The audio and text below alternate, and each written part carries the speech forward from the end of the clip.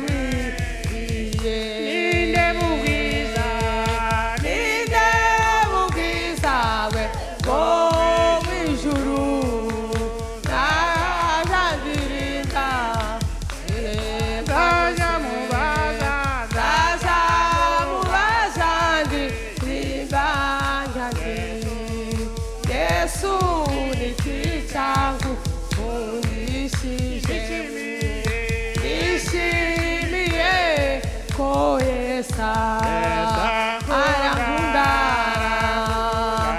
arankunda nishimiye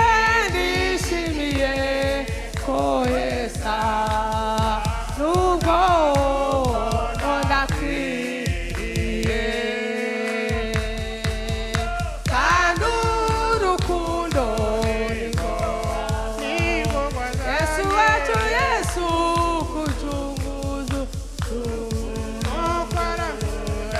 koko arankunda ndabizindeza cyane no kwibuka yamushima nishimiye ko Yesu arankunda arankunda